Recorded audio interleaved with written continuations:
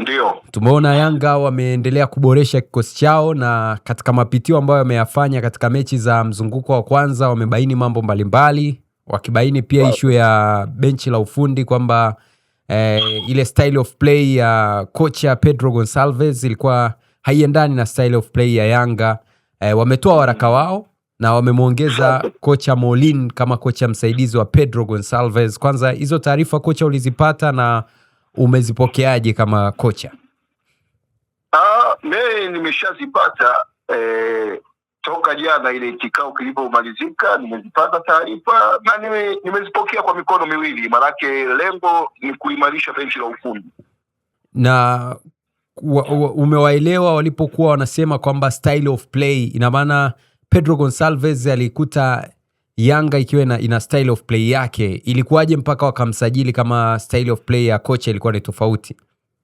Nadhani ujio kuna sehemu Yanga Afrika wanakosea. Sasa kuna muda inatakiwa kwenye vikao vyao wajaribu kuelezana ukweli, lakini sasa kama wanakuwa hawataki kuelezana ukweli, wanaweza wakajikuta kila siku wanatafuta mchawi na ajibu hawalipati yani. Sasa nadhani ilikuwa inatakiwa kuangalia kama kuna mkurugenzi wa ufundi anatakiwa nadhani awajibike. Alafu wasaidizi wanaokuwepo kwenye timu ambao kama mwalimu anakuja na wakuta wasaidizi wapo kwenye timu, na wenyewe walikuwa wanatakiwa wawajibike. Manake ujue mwalimu mpya anapokuja, mkurugenzi wa ufundi na walimu wasaidizi wanaokuwepo wanatakiwa sasa wao ndo wamuelekeze falsafa ya Yanga Afrika ni hii. Na hapo mkurugenzi wa ufundi kwanza, kitu cha kwanza inapotakiwa unabadilisha yani mwalimu, inatakiwa mkurugenzi wa ufundi ashirikishwe, ajue tunaenda kumleta mwalimu mwenye falsafa kama za kwetu Yanga Afrika. Lakini sasa kama mnakuwa mnabadilisha tu walimu kila siku, alafu mwalimu anakuja ajui falsafa ya timu ni kitu gani, na yeye anakuja na falsafa yake, ndio mwisho wa siku mnakuja kuona mbona tulikuwa tuko sehemu fulani, sasa hivi huyu ametuletea vitu fulani, sasa inabidi tena kuanza kutafuta watu wengine.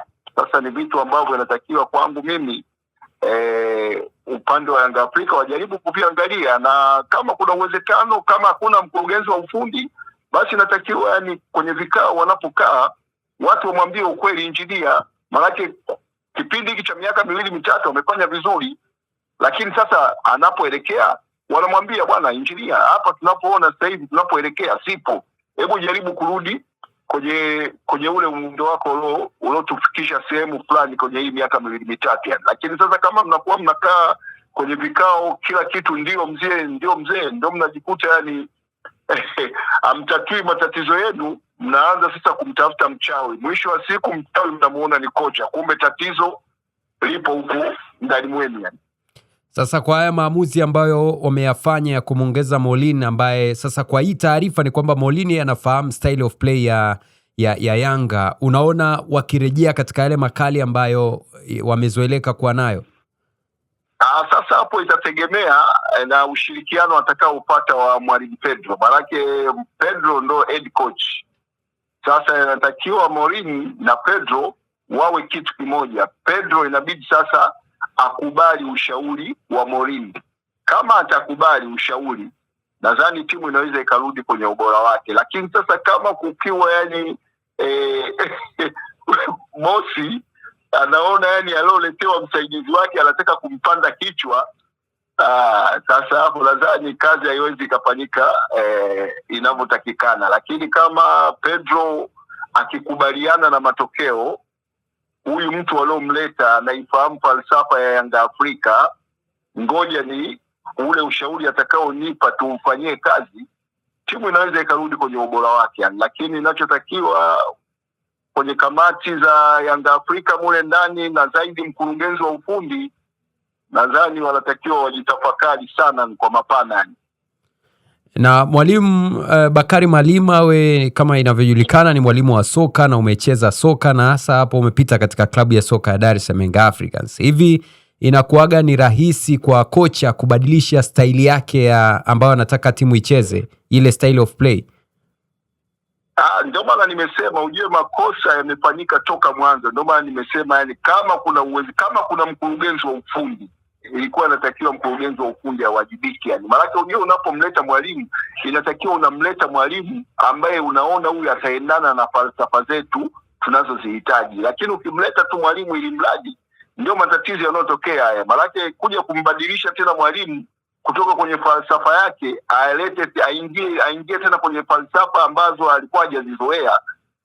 Ndio maana nimesema inatakiwa yani Pedro na Mourinho wajaribu yani wajaribu kufanya kitu yani cha ziada yani cha kukubaliana au kutokukubaliana, ili mradi timu angalau mpaka mwisho wa ligi angalau ipike sehemu ambapo watu wengi wanapatarajia kwenda. Lakini kama kutakuwa kuna msuguano hapa na pale, sidhani kama timu itafanya vizuri. Lakini kama wakikaa wakikubaliana, mwalimu Pedro akikubaliana na mawazo ya Mourinho na wakawa kitu kimoja, na uhakika ni mwisho wa msimu timu inaweza ikafanya vizuri. Alafu baada ya hapo mwalimu Pedro itabidi aangalie mustakabali yake, maanake ujue kutokana na falsafa zake zinaonekana zilikuwa zimefeli itabidi labda kama vipi abadilishe upepo wa kuondoka.